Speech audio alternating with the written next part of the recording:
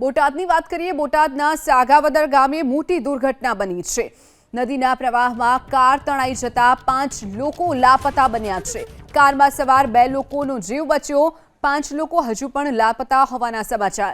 ફાયરની ટીમે રાતભર લાપતા લોકોની શોધખોળ હાથ ધરી હતી। લાઠીદળ કારિયાણી વચ્ચેથી આ કાર મળી આવી છે, તો લાપતા 5 લોકોની હજુ પણ શોધખોળ યથાવત છે। જૂનાગઢથી દર્શન કરવા માટે સગાવદર ગામે આ તમામ લોકો આવ્યા હતા।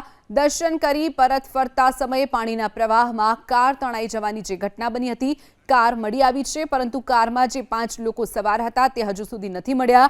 હજુ પણ 5 લોકો જે લાપતા છે તેને લઈ અને શોધખોળ યથાવત છે। આખી રાત ફાયર વિભાગની જે ટીમ છે તેણે શોધખોળ હાથ ધરી હતી। કારમાં કુલ 7 લોકો સવાર હતા, જેમાંથી 2 લોકો કૂદી ગયા, જેના કારણે તેમનો જીવ બચી ગયો છે, અને તો 5 લોકો જે ગાયબ થયા છે, લાપતા થયા છે, તેને શોધવા માટેની હજુ પણ કામગીરી ચાલી રહી છે। ફાયર વિભાગની ટીમ સતત ખડે પગે રહી અને આ કામગીરી કરી રહી છે। 5 લાપતા લોકોની શોધખોળ હજુ પણ યથાવત છે।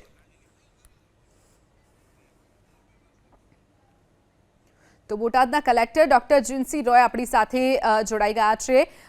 જી સર, જે રીતે અત્યારે વરસાદ સતત બોટાદમાં વરસી રહ્યો છે, લગભગ છેલ્લા 24 કલાકમાં 12 થી 13 ઇંચ જેટલો વરસાદ વરસ્યો છે, તેની વચ્ચે જે એક કાર તણાઈ ગઈ હતી તેમાં 5 લોકો હજુ પણ લાપતા છે, એટલે ફાયર વિભાગની ટીમ કઈ રીતે કામગીરી કરી રહી છે, સાથે જ જિલ્લામાં વરસાદની જે પરિસ્થિતિ છે, કેવા હાલ છે जिला?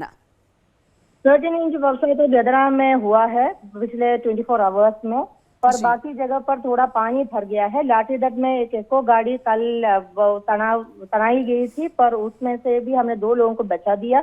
बाकी लोगों का अभी हम ढूंढ रहा है और एनडीआरएफ टीम का भी हमने रिक्वेस्ट किया है। जी जी बिल्कुल मैम, जुड़ने के लिए शुक्रिया आपका। तो જેવી રીતે બોટાદમાં જે કાર તણાઈ જવાની ઘટના બની છે, તો હજુ પણ 5 લોકો જે લાપતા છે, ફાયર વિભાગની ટીમ સતત આખી રાત દરમિયાન આ સર્ચ ઓપરેશન કર્યું। હજુ પણ તેમને શોધવા માટેનું જે સર્ચ ઓપરેશન છે તે યથાવત છે। 5 લોકો હજુ પણ લાપતા છે। કુલ 7 લોકો આ કારમાં સવાર હતા। કાર તણાઈ હતી તે મળી આવી છે, પરંતુ કારમાં કોઈ પણ વ્યક્તિ નથી મળી આવ્યું। 2 લોકો કારમાંથી કૂદી જતા તેમનો જીવ બચ્યો હતો, જ્યારે 5 લોકો હજુ પણ લાપતા છે।